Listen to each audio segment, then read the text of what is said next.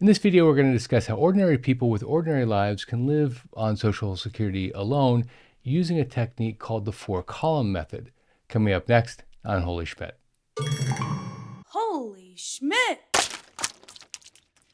According to the National Institute on Retirement Security, 40% of people in this country live on Social Security alone. If you find yourself in that 40%, it's important to note that you're not alone. It's not ideal to live on Social Security alone, of course, but 4 out of every 10 Social Security recipients living on Social Security do live on Social Security alone. So let's talk about the steps. Step number 1, before we even get into the 4 columns, is maximizing your Social Security. As you'll see in just a moment, if you begin with the end in mind, your Social Security payment can be 77% higher, even if you don't earn more than you had been earning in the past. Step number 1, work at least 35 years, if not more. The SSA will take your best 35 years of earnings and index those earnings into today's dollars. And without 35 years of earnings, if you have less than 35 years, the number that is fed into the formula becomes a smaller number. Step 2, delay claiming your Social Security payment for as long as possible, even up to age 70, if you can do it. That means that you'll be working longer, but it also means that your Social Security will continue to grow. Your Social Security payment grows at about 6% per year from age 62 to age 67, and at 8% per year from age 67 to age 70, at least the primary insured's Social Security payment does. That's the person whose record the payment is based on. If you're the primary insured, you can actually wait until age 70 to collect your Social Security payment, and that will be a lot bigger if you collected it at age 62 or 63. Step 3, because your Social Security payment is based on your historical earnings, check your earnings history to make sure that it's accurate.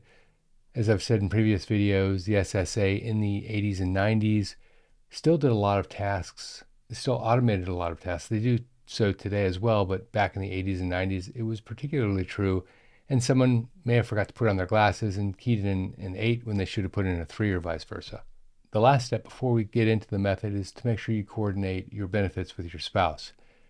The coordination of your primary insurance amount and the spousal benefit, and the spouse's primary insurance amount, frankly, is really important if you want to maximize the amount of Social Security you receive in retirement.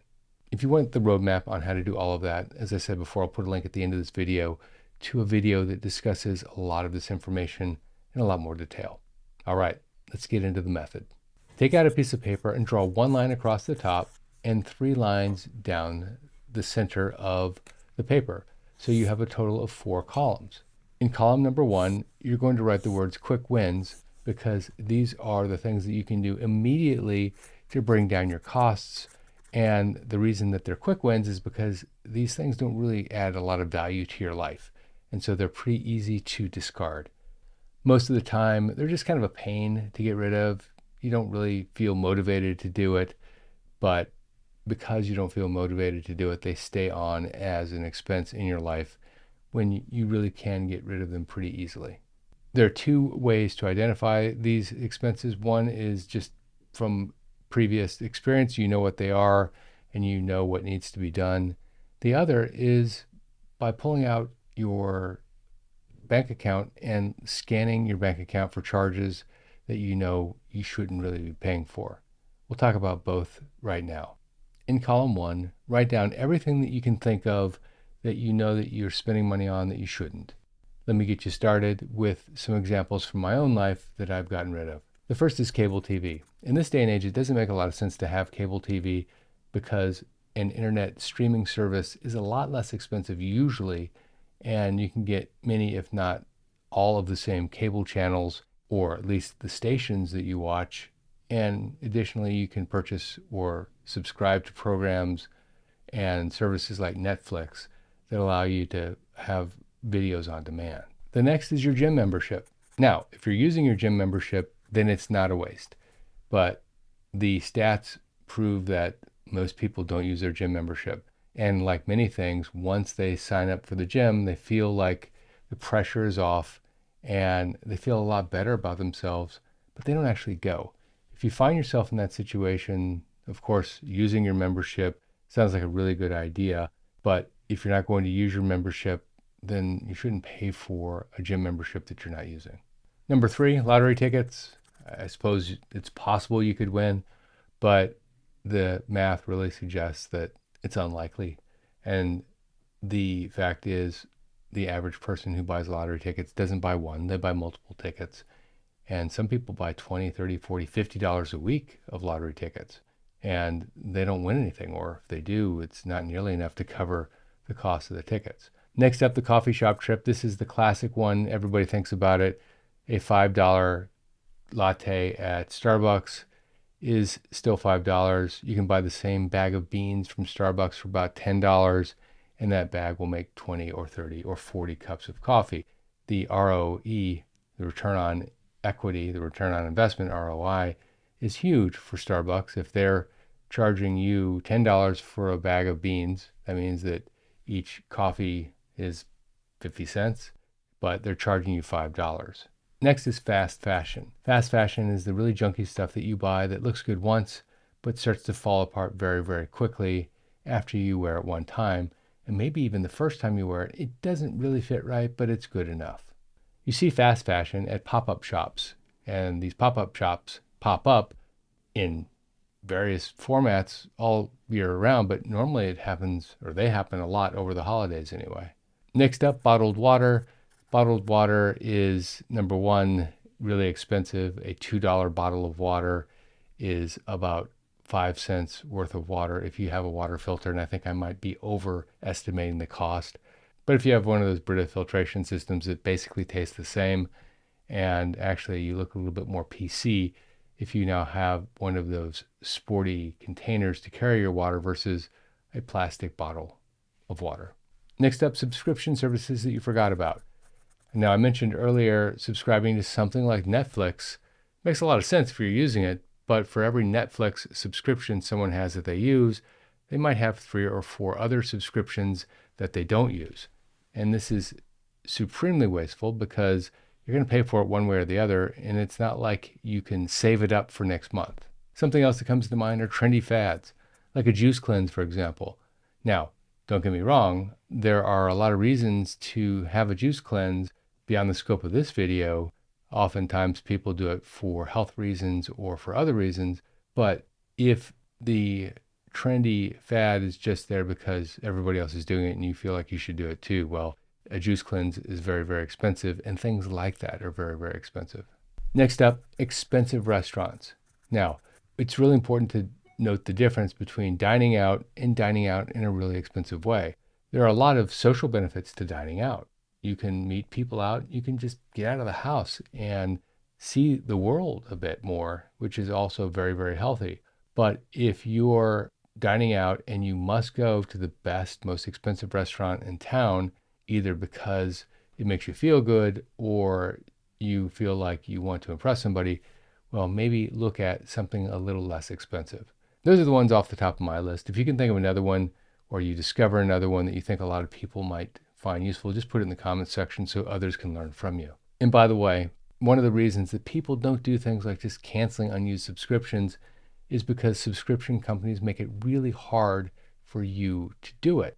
It's no secret that when you go on an app or you go online and you try to find the right place on the website to cancel your subscription, it's nowhere to be found because there's a whole science to keeping that option away from you.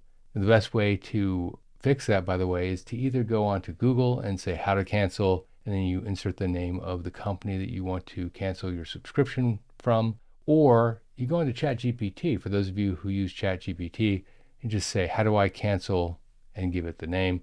ChatGPT will do the work for you and come back with the step-by-step directions on how to find the right spot. All right, now that we're done with column 1, let's move on to column 2.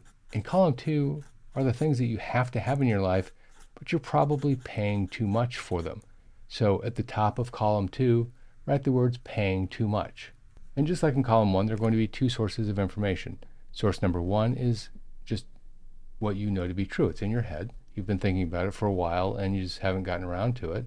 Something that you know is too expensive and you can bring the cost down by making a phone call or going on and doing a bit of research on the internet.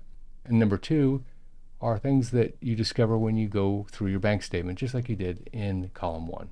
I'll get you started with items that I know that most people pay too much for, and then you can add to the list as well. Number 1 is groceries. Now, the fact is, most people who shop for groceries end up throwing out a large portion of what they buy. It goes in the refrigerator, it gets partially used or doesn't get used at all because it's hidden behind something else. And by the time it starts to smell a little bit, it's time to get rid of it. You throw it in the garbage and don't think twice about it. The solution to this is to shop more often but buy less. And the other solution, by the way, is to think about what you're spending your money on and look for alternatives. Number 2 is your cell phone bill. Now, this is one of those that we all know is a bill that probably can come down if you just call and say, connect me to the client or the customer retention department. They'll get on the phone with you immediately because they don't want you to go to another carrier and just switch. Oftentimes they have plans that are more modern, a good way to describe it, I suppose, and these plans have more minutes, more data, and cost less. And so you're on the legacy plan, and they'll be happy to switch you because you know what, you're entitled to it anyway, so they say. The third is utilities. Now, this is a strange one for some people because they say, well, how can I negotiate with the electric company? Well, you might not be able to negotiate with the electric company, but I'm reasonably confident that at least one of your utility bills has multiple providers. Now, let me give you an example, and you can see how this might apply to your own utilities. If you live in, say, New York, a lot of times you don't have access to natural gas to heat your home. Well, you have alternatives. You have electricity or you have heating oil. And the heating oil companies are unregulated, so it's a bit like the Wild West. You can have one heating oil company that charges you $3 per gallon and another that charges you $5 per gallon. And if you're not paying attention, you'll have what I call price creep, which is they've had you for 10 years, they know that they've got you, and they don't really need to worry about you going next door because you've never made the phone call. In this instance, it's probably good to check prices for heating oil. You might be thinking, Jeff, that doesn't apply to me. We don't have heating oil in our house. Well, what about electricity? Do you know that you can buy your electricity in many states from different providers? And your bill isn't just the bill for the cost of the electricity, it's the cost to transport the electricity from the generation plant to you. And there are plenty of administrative fees in between that are added on to the cost of your bill. So that's where a secondary provider might be more competitive. Next up, home repairs. It's almost like a utility. It's pretty regular for a lot of people because they have an old home and different things go wrong at different times. Well, if your home is not brand new and you're going to have home repairs, it pays to shop the price of the repair work and the quality of the person who's doing the repair. Let me explain. There isn't a standard price for a new sidewalk, for example. You'll have one company that's willing to do it for a certain price, another one that's willing to do it for 40% less because they don't have a lot of clients that week. And you'll have another that's so busy that they're going to give you a number that if you're willing to pay it, they will take somebody off of the job and put it on your job, but they don't really care because they're too busy. In fact, home repairs are one of the most negotiable costs out there because there are so many different people that do the same thing. But with home repairs, the key isn't necessarily getting the best cost, it's finding the best person at the most reasonable cost. Because you can find someone who's willing to do your home repair and they can charge you a lot of money and it's horrible. Or you can find somebody who's willing to do the home repair and they'll do a really good job at a sensible price. Next up, generic drugs. Generic drugs and branded drugs generally have the same branded ingredient. Make sure that you understand what the fillers are within the drugs, but if you're okay with the fillers, the outcome is usually the same.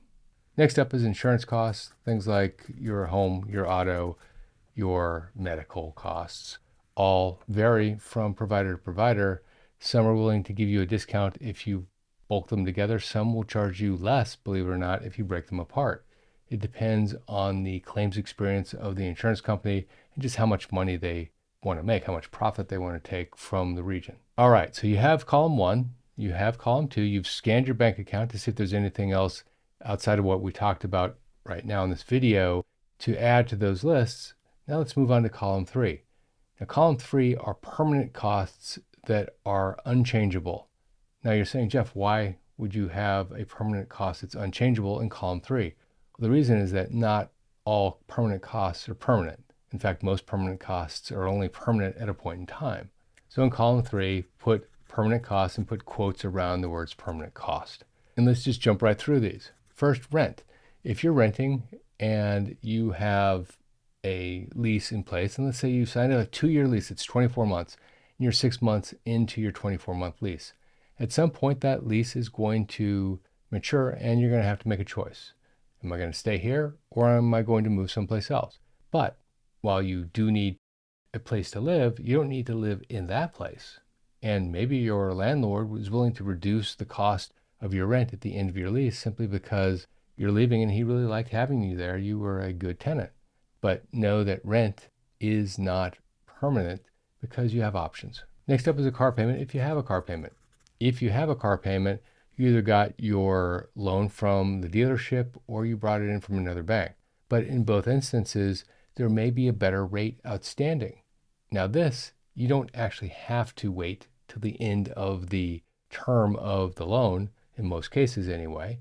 And if you have a loan that you can repay early with no cost, it might make sense to go out and shop alternatives and really look for interest rates and duration, because you don't want to bring down the cost of your payment. At least most people don't. If you have a higher interest rate and all you're doing is you're spreading out the cost over more payments. Next up is credit card rate. Now your credit card rate is very much determined not necessarily by what the specific market environment is. Yes, it is. If you have a rate of 21% and the market's 21%, you might be able to find a card that's 20%. But oftentimes your rate is dependent on your credit score. It's dependent on what the other banks are doing, how much profit they're willing to take, if they're willing to take any profit at all, how many zero interest credit card balances are outstanding. If they don't have as many as they need, well, maybe they want to offer more to entice you to come over. In other words, you have a lot of options. Now look at your current credit card rate and compare it to other credit card rates. If there are other rates that are better out there, step 1 is to call your bank and see if you can bring the rate down. Again, call the customer retention department and see if they want to bring your rate down. Cite the other rate that's available.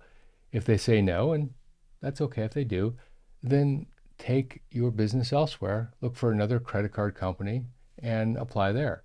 Now, if you are carrying a balance, another option is a 0% interest rate credit card. I hesitate to bring that up because oftentimes these cards are very punitive if you don't pay off your balance over the prescribed period of time. If you have a 6-month interest-free credit card and you pay it down, you pay it down, you pay it down, and in the 6th month there's still a balance, some companies will retroactively go back to the rate, the market rate, and charge you a catch-up payment in month 7 if you haven't paid it down, even if it's just $20. So read the fine print.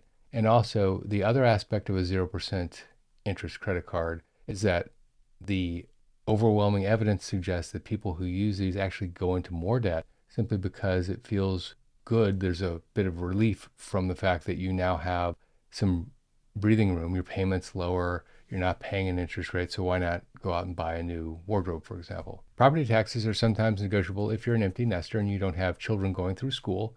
Well, if that's the case, you may be able to negotiate a lower property tax payment. Also, there are services out there that compare what you're paying on your house, the property tax you're paying on your house, to other houses like yours in the area. And if they find that you're paying too much, well, they'll petition the town to bring your taxes down. Sometimes they're successful, sometimes they're not, but it's certainly something to check into. Also, check into the rules around what happens if they petition and the town comes back and says, well, now that you put it that way, we think you were actually paying too little and we're going to raise your rate. Most towns won't do it, but I have heard of that happening from time to time. Next up, you can bring down the costs of your utilities by putting in more efficient equipment. Oftentimes, people will put in an air conditioner, a new air conditioner, which will bring their electricity costs down by 10 or 15, 20%, especially if their old unit was 10 or 15 years in age. And finally, student loan payments. If your interest rate is unusually high and you haven't refinanced it, check into what your rate is and see what your options are. So now you have 3 columns of information. In column 1, you have the quick wins. In column 2 are the things that you need to pay for, but you probably are paying too much. And in column 3 are the things that you can change long term. And by the way, of the 3, column 3 is almost always the one where you get the biggest impact long term. It's just harder to do. It takes more work. So what do you do with column 4? Well, column 4 is what you use to follow through, because most people will feel really good about this exercise when they're done, but then they stop and they don't do anything with it. It's human nature. I don't know why it is the way that it is, but once someone feels the pressure is gone, at least mentally, the conditions haven't changed, but mentally they feel like things are going to get better, they stop. So we don't want that to happen. You want to follow through. Pick one thing that you're going to follow through on today, one thing that you're going to cancel, one thing that you're going to renegotiate, or one thing that you are going to put in play long term today to fix in the next couple of weeks or months ahead. My recommendation is to go for the quick win first, because that one's an easy one and it will give you momentum to do a second one and a third one and a fourth one. If you like this video, check out that video, how car dealerships make big profit off of you using something called the 4 circle method. This is Jeff Schmidt, and I will see you in that video right there.